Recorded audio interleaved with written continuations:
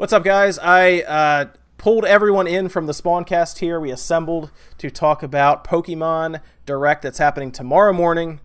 It's going to be early. It's 7 a.m. Pacific or 10 a.m. Eastern Time. And this now has the internet going crazy because for a while now, I think we were all expecting them to just kind of either announce it at E3 or we thought they forgot about it or it was just like a rumor that just didn't pan out. But, I mean, guys, it's right there on the screen right now. Pokemon Direct tomorrow. It's happening. Yeah. It's finally happening. I can't believe it. It's crazy, right?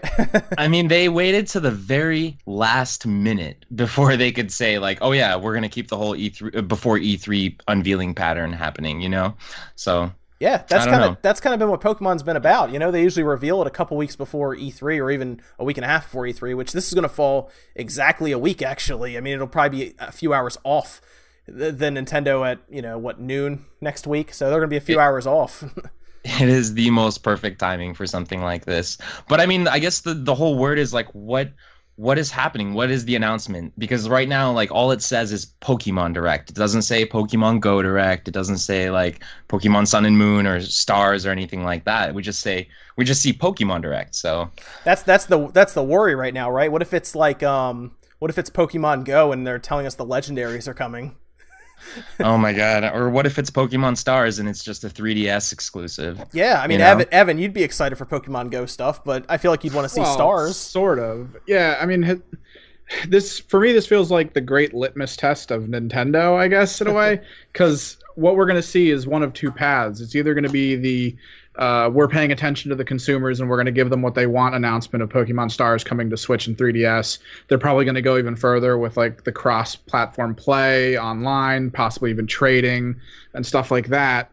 Or we're going to get the, hey, we're Nintendo and occasionally we do just kind of screw ourselves over, and they're going to announce Pokemon Go stuff. They're going to announce a bunch of Pokemon mini games that nobody really wants, like the Pika Channel thing and stuff again. Pika Channel again. Yeah, like what? It's going to be one or the other, and we'll see really if they've been paying attention and if they really know what they've been building and how to keep it going. Sure, because keep in mind they also have a new app coming out for the phone with Pokeland. So we like to assume that's not going to be in the announcement. But are we pretty much all thinking it's going to be a Switch game at this point?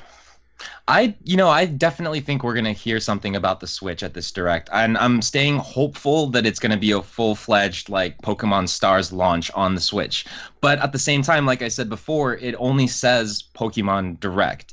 So I still think that there's like a pretty good possibility that maybe we will hear information about Pokemon Go and Pokemon Land. Maybe they're just going to tell us like about most Pokemon projects that they're working on, but the highlight will be... Keep in mind, it's going to be 8 minutes long.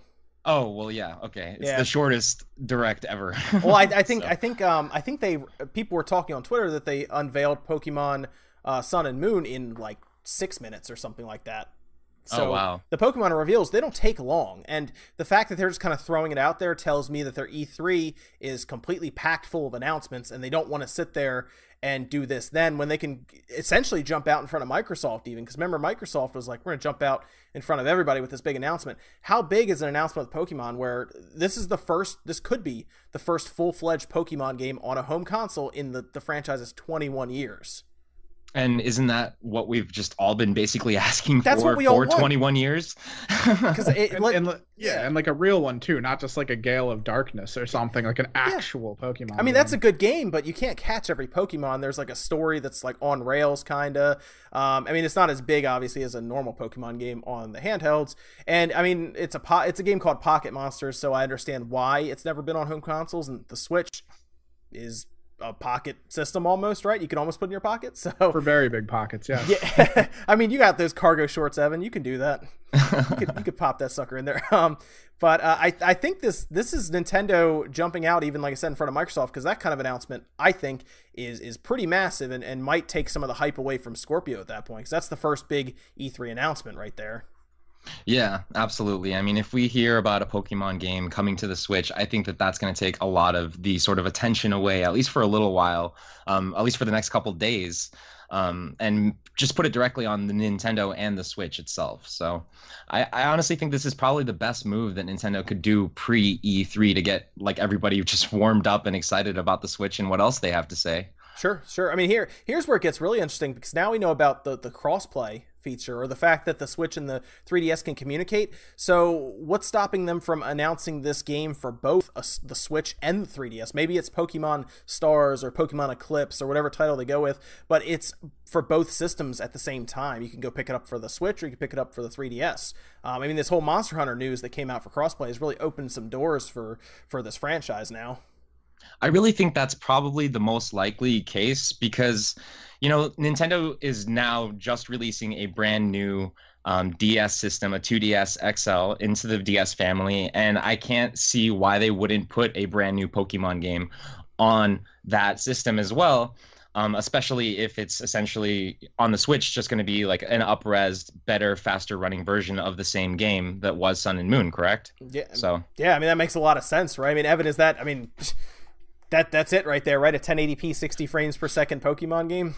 That is the best possible outcome. But again, I am wavering onto the side of like a little wary of how Nintendo does their big announcements about how they really drag us into thinking something amazing is going to happen, and then kind of turn around a little bit and be like, but you'll still like it.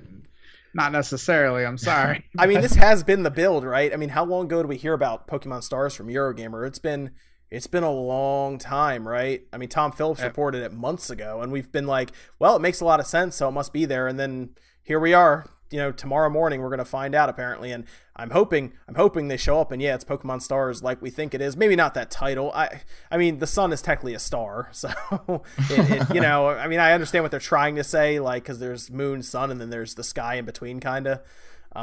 But I feel like the title might be something different. I don't know. Do you guys think it's going to be Pokemon Stars, or do you think we get a different title?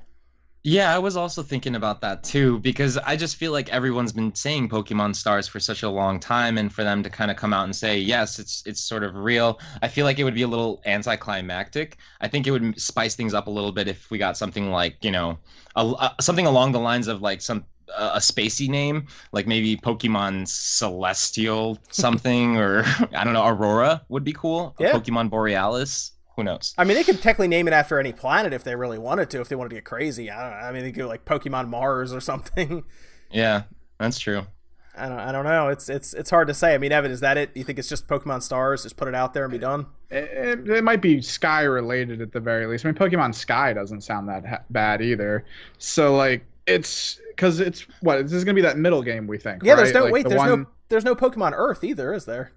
Yeah, but it's going to be one of those middle games, because Red and Blue had Green with it, and that was kind of like the blend game, and that's the color blend. So like, it would have to be something in between, like we're saying. So maybe it's just Sky. Well, what about Eclipse? I hear that a lot. I hear Eclipse a lot, actually. That makes a lot of sense. Yeah, Eclipse. Yeah, Eclipse it's got makes that more edge sense to than it. Stars. Yeah, because it's, you know, it's both games kind of putting into one, right? It's that perfect blend. What do you do when you blend the sun and the moon together, if they're not really, of course, blended together, which would be a disaster? You get an eclipse. Yeah. Right? So that's the hope. So predictions, let's go around. Philip, what do you think's tomorrow, man?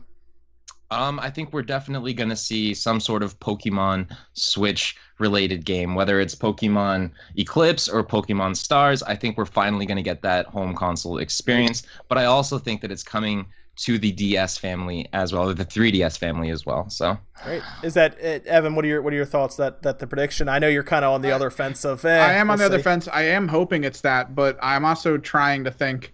They always seem to like, at certain points in time during a console's life, to release the older games as sort of like the emulated version of itself on the new system. So with talking about how they want to do these old Nintendo games but allow you to play people online, why wouldn't they also be like, hey, and you also get to download, I don't know, Leaf Green and Fire Red onto the Switch now, and you can play against people online? Like, what if it's something minor like that? Would it be that bad? Well, what's stopping them from doing like Diamond or Pearl remakes? Yeah, just any Platinum, just go all the way up. And maybe they even release a chunk of them that you can just play, download, purchase maybe, or maybe it's even part of their online package for the first, like, up till whenever they decide to start charging you. That wouldn't be as bad. I mean, it wouldn't be as cool as a new announcement of a new game, but I think that would be wonderful to just bring all that back as something you can enjoy again.